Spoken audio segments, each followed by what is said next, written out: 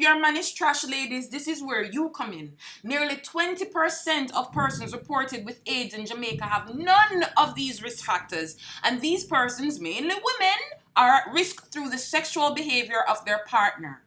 All that means is that if the average Jamaican man contracts an STD, chances are he's given the gift of the itch to more than one unspecial lady.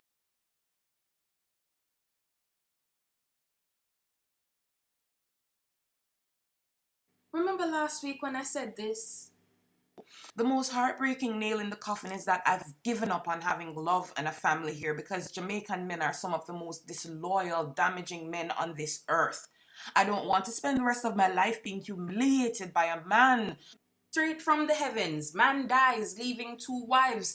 This Clayton Bryan not only lived with two women, but was known to have a ton of other lovers. Shereena Patterson, one of Bryan's two living wives, said him did really nice and him could sex good.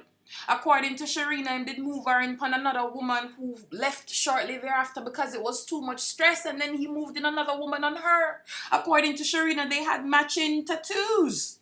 It gets worse, according to Shereena. Both of us attend the funeral along with the rest of them woman them. But I am the first lady. Whole heap of matey was there, so I make sure I put myself together well. $42,000 on the dress and 19 grand for the ear. Oh, you mean? So much mess and so little self-esteem. How many of us know men who brag about having women in this type of mess? How many of us know women who've had their self-esteem destroyed by ratchet mess like this? And finally, ask yourselves, how many of us have had to go to the doctor with our friend because our vagina was stinking off the sick stomach and clear out a room?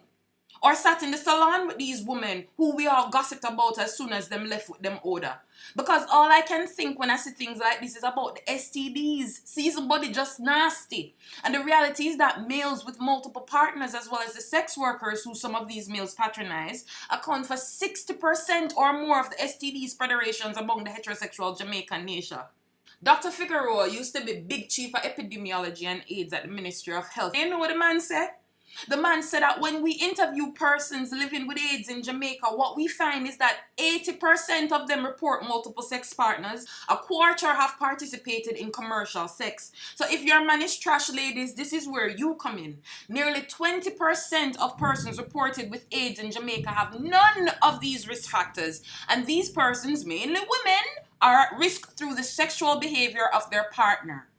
All that means is that if the average Jamaican man contracts an STD, chances are he's given the gift of the itch to more than one unspecial lady. And I think it's fair to say that a shortage of eligible men paired with desperate, insecure women who've grown up seeing hella dysfunction causes a toxic dynamic where so many women compete for so few men that men are inclined to be hypersexual and disinclined to commit, which then forces girls to be more sexually active more early. Another week we can talk about adolescents being the majority of new STD infections in sweet Jamaica. And it's not new. Just listen to this nugget of knowledge from sociologists and anthropologists sent by the West Indian Commission to study conditions in the colonies in the 1940s.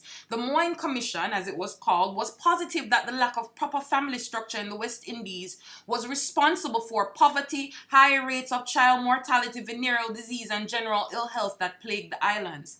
Family life in the Caribbean was described as being loose, unstable, casual, promiscuous, transitory, and characterized by illegitimate children, of course. The report described something called a visiting union that was common in Jamaica, where mother and child live away from father and the household is visited periodically by a man who plays the role of a spouse. No, it's not new, but it's definitely gotten old. And the worst part is how you careless predatory men walk around calling yourself kings while you're stanking up vaginas and abandoning your kids. You're pathetic, bruv. You're pathetic. You want to talk about being a king and kingship? A kingdom ends in one generation without some established line of succession. Have you any idea how many of history's wars have been related directly or indirectly to the question of succession? How many times various Ottoman and Chinese dynasties were destroyed or came near destruction because a whole bunch of different baby mothers did not like each other and wanted their own son to be king? And yes, Jamaican culture and the women are at fault because there are promiscuous women and paternity scandals, but the next truth is that I know many Jamaican women who've been around and done the loose behavior but change their ways completely when they get with a foreigner who's not about that life. Whereas Jamaican men continue doing what they do no matter who the hell they're with or how well they get treated. That's why I stay telling you women to stop having sex with these predators, because all it does is make you feel like crap. Understand, baby girl, that you can work and pay all the bills, have the babies, cook 7-course meals, clean so till your nail bed dry up, press shirts so till it crisp, bend over backwards to lick your toes with your tongue, and have the DSLs and jaw muscles to literally suck off through a wooden spoon, babes. All you'll ever be is an option. As much as I hate the behavior on both sides, I'm going to speak this truth all day, every day, because I stay avoiding y'all Jamaican men. Y'all are a mess. Y'all are a whole STD spreading, insecurity inducing, spirit crushing, life path derailing, mouth moving, you be lying. Make a chick question if she can't even trust her own damn sense of self. Mess. Please like and subscribe. Thank you.